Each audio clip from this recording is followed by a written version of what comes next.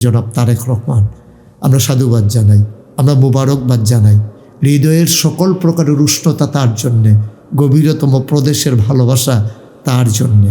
আসুন সবাই মিলে অকৃত্রিম ভালোবাসা প্রদর্শন করে সোনার বাংলা গড়ে তুলি। এভাবে আর কতদিন? একদিন আমরা থাকবো না, ভবিষ্যৎ প্রজন্ম ভালো একটা বাংলাদেশ পাবে, ভালো একটা সুন্দর দেশ পাবে। আমরা তাদের হাতে সোনার বাংলা তুলে দিতে চাই। আর নয় সহিংসতা, আর নয় বিচ্ছিন্ন কোনো এই ঝগড়া বিবাদ।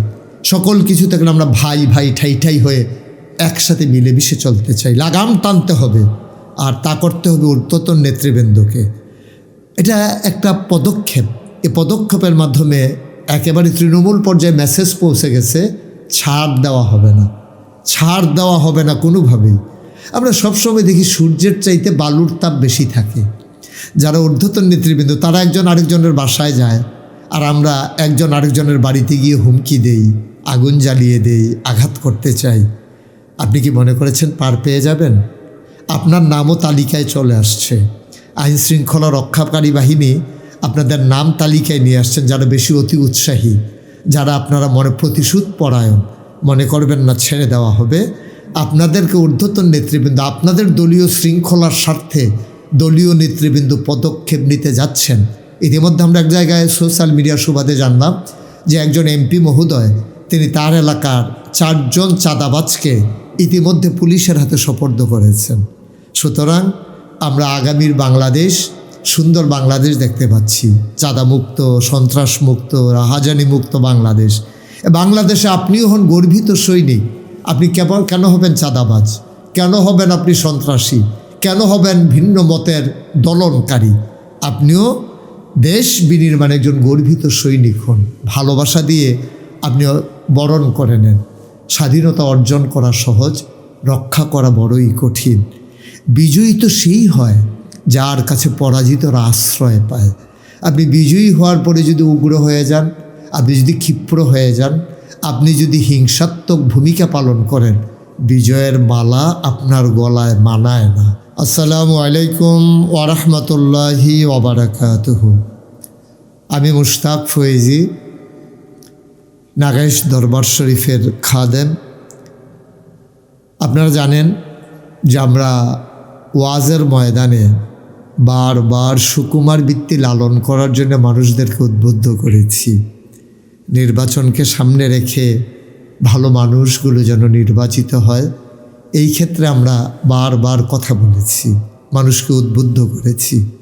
ফলশ্রুতিতে আমরা এবার নির্বাচন পূর্ববর্তী আমরা যে প্রেক্ষাপট দেখেছি, বাংলাদেশের পরিচিত যে মণ্ডল নির্বাচনের আগে যেমন করে ধাওয়া, পাল্টা ধাওয়া, মারামারি, কাটাকাটি, এগুলো তুলনামূলকভাবে আমরা 24 পরবর্তী বাংলাদেশে এবারের প্রথম নির্বাচনে আমরা কম দেখেছি। এটা স্বীকার করাই লাগবে। আমরা সহিংসতা দেখেছি কম, সম্প্রীতি দেখেছি বেশি।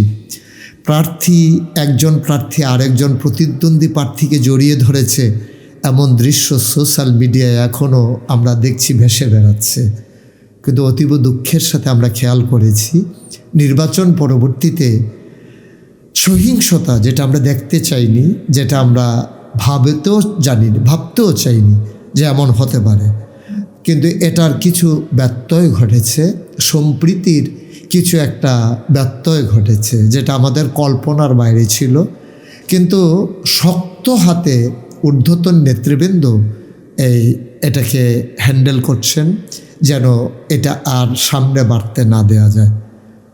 গোটা 56,000 বর্গমাইলের টেকনাফ থেকে তেঁতুলিয়া, রূপসা থেকে পাথুরিয়া, সুন্দরবন থেকে বান্দরবন, একেবারে অজপাড়াগা থেকে রাজধানীর রাজপথের খেটে খাওয়া মানুষগুলো সহ সবার কাছে আমার উদাত্ত আহ্বান, নতুন বাংলাদেশ গড়ার জন্যে 24-এ যেমন করে মানুষ জীবন দিল, ফেসিবাদকে তাড়িয়ে দিয়ে নতুন বাংলাদেশের স্বপ্ন দেখেছিল ওরা, আর নির্বাচনের মাধ্যমে তার যেন পরিপূর্ণতা পেতে যাচ্ছে। এই মুহূর্তে আমরা যারা আছি, আমরা যদি নিজেরা এমন করে মারামারি, কাটাকাটি, ঝগড়া বিবাদে লিপ্ত হয়ে যাই, সত্যিই তা কষ্টকর। আমরা এমনও খবর পেয়েছি 3টি লাশ পড়েছে বাংলাদেশে। এ মানুষগুলোকে কোনোভাবেই আমরা হয়তো সামনের দিকে আরও সম্প্রীত হব, আমরা হয়তো ভালোবাসায় আনন্দে অবগাহন করব, কিন্তু যারা হারিয়ে গেল তাদেরকে আমরা আর কখনো ফিরিয়ে আনতে পারবো না।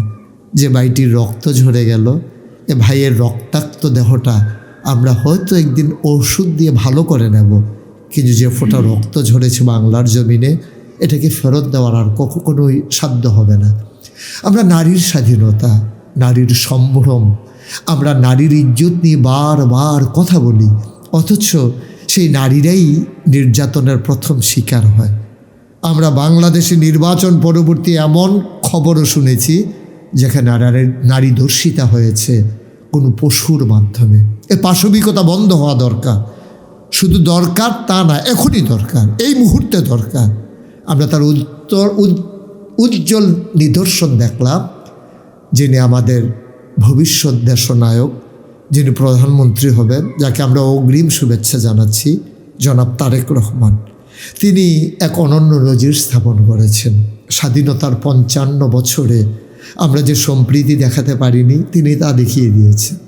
কেমন করে দূরের মানুষকে আপন করে নিতে হয়, কেমন করে বিরোধী মানুষটাকে বুকে জড়িয়ে নিতে হয়, তিনি তার উজ্জ্বল দৃষ্টান্ত স্থাপন করেছেন। আমিরে জামাত ডাক্তার শফিকুর রহমানের বাসায় গিয়ে তিনি হৃদয়তাপূর্ণ আচরণের মাধ্যমে এবং এনশিওর করেছেন যে আমরা এভাবেই সামনের পথচলে এগিয়ে নিয়ে যেতে চাই।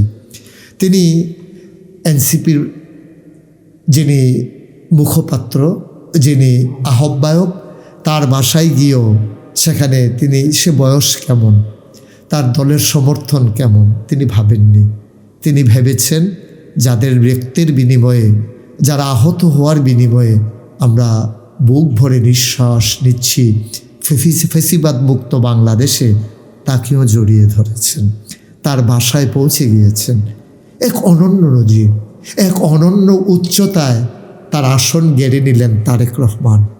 আমরা এমন বাংলাদেশি তো দেখতে চেয়েছিলাম। এবং নাহিদ ইসলাম এবং ডক্টর শফিকুর রহমান, তারা দুইজনও কিন্তু ওনাকে আশ্বস্ত করেছেন, তারাও উদারতা প্রদর্শন করেছেন, তারাও বলে দিয়েছেন যেমন করে আপনি আসলেন আমরা আপনার পাশে আছি, মেহনা আমরাও আপনার সাথে আছি। চারটিখানি কথা না, এটা আমরা একটা উজ্জ্বল ভবিষ্যৎ দেখতে পাচ্ছি। আমরা দেখতে পাচ্ছি পূব আকাশে সূর্যটা যেমন উঁকি মারে সোনালি রোদ দিয়ে, আমরা নির্বাচনের পরবর্তীতে আমরা দেখতে পাচ্ছি আমাদের সুখের সমৃদ্ধির সূর্যটা যেন উঁকি মেরেছে পূর্ব আকাশে। আর এই উঁকি মারানোর জন্য অগ্রণী ভূমিকা পালন করছেন জনাব তারেক রহমান। আমরা সাধুবাদ জানাই, আমরা মোবারকবাদ জানাই। হৃদয়ের সকল প্রকারের উষ্ণতা তার জন্যে, গভীরতম প্রদেশের ভালোবাসা তার জন্যে।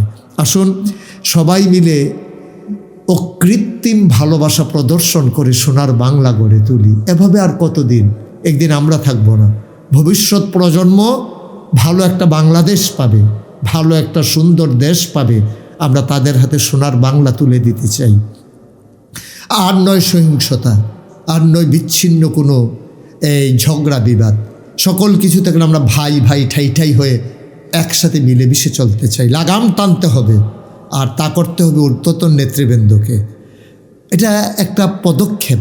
এই পদক্ষেপের মাধ্যমে একেবারে তৃণমূল পর্যায়ে মেসেজ পৌঁছে গেছে, ছাড় দেওয়া হবে না, ছাড় দেওয়া হবে না কোনোভাবেই। আমরা সবসময় দেখি সূর্যের চাইতে বালুর তাপ বেশি থাকে। যারা ঊর্ধ্বতন নেতৃবৃন্দ তারা একজন আরেকজনের বাসায় যায়, আর আমরা একজন আরেকজনের বাড়িতে গিয়ে হুমকি দেই, আগুন জ্বালিয়ে দেই, আঘাত করতে চাই। আপনি কি মনে করেছেন পার পেয়ে যাবেন? আপনার নামও তালিকায় চলে আসছে। আইন শৃঙ্খলা রক্ষাকারী বাহিনী আপনাদের নাম তালিকায় নিয়ে আসছেন, যারা বেশি অতি উৎসাহী, যারা আপনারা মনে প্রতিশোধ পরায়ণ, মনে করবেন না ছেড়ে দেওয়া হবে। আপনাদেরকে ঊর্ধ্বতন নেতৃবৃন্দ আপনাদের দলীয় শৃঙ্খলার স্বার্থে দলীয় নেতৃবৃন্দ পদক্ষেপ নিতে যাচ্ছেন। ইতিমধ্যে আমরা এক জায়গায় সোশ্যাল মিডিয়ার সুবাদে জানলাম যে একজন এমপি মহোদয় তিনি তার এলাকার 4 জন চাঁদাবাজকে ইতিমধ্যে পুলিশের হাতে সোপর্দ করেছেন। সুতরাং আমরা আগামীর বাংলাদেশ, সুন্দর বাংলাদেশ দেখতে পাচ্ছি, চাঁদামুক্ত, সন্ত্রাসমুক্ত, রাহাজানি মুক্ত বাংলাদেশ। বাংলাদেশে আপনিও হন গর্বিত সৈনিক। আপনি কেন হবেন চাঁদাবাজ? কেন হবেন আপনি সন্ত্রাসী? কেন হবেন ভিন্ন মতের দলনকারী? আপনিও দেশ বিনির্মাণে একজন গর্বিত সৈনিক হন। ভালোবাসা দিয়ে আপনি বরণ করে নেন। স্বাধীনতা অর্জন করা সহজ, রক্ষা করা বড়ই কঠিন। বিজয়ী তো সেই হয় যার কাছে পরাজিতরা আশ্রয় পায়। আপনি বিজয়ী হওয়ার পরে যদি উগ্র হয়ে যান, আপনি যদি ক্ষিপ্র হয়ে যান, আপনি যদি হিংসাত্মক ভূমিকা পালন করেন, বিজয়ের মালা আপনার গলায় মানায় না। সুতরাং বিজয়ের গলা যেহেতু আপনার মালায় আল্লাহ দিয়েছেন, আপনি দল মত নির্বিশেষে এখন আপনি সবার নেতা হিসেবেই আপনি ভূমিকা পালন করবেন। এ প্রত্যাশা আমরা সকল বিজয়ী নেতার মুখে শুনতে পাচ্ছি। আমরা তার বাস্তব রূপ দেখতে চাই। আগামীর বাংলাদেশ সম্প্রীতির বাংলাদেশ, আগামীর বাংলাদেশ ন্যায় ইনসাফের বাংলাদেশ, আগামীর বাংলাদেশ কাগজে পত্রে নয়, প্রকৃত অর্থেই সোনার বাংলাদেশ। সোনার বাংলাদেশ বিনির্মাণে আমরা এক একজন অতন্ত্র প্রহরী হয়ে নজরানা পেশ করতে চাই। সবার জন্য দোয়া করি, সবার কাছে দোয়া চাই। আসসালামু আলাইকুম ওয়া রাহমাতুল্লাহি ওয়া বারাকাতুহু।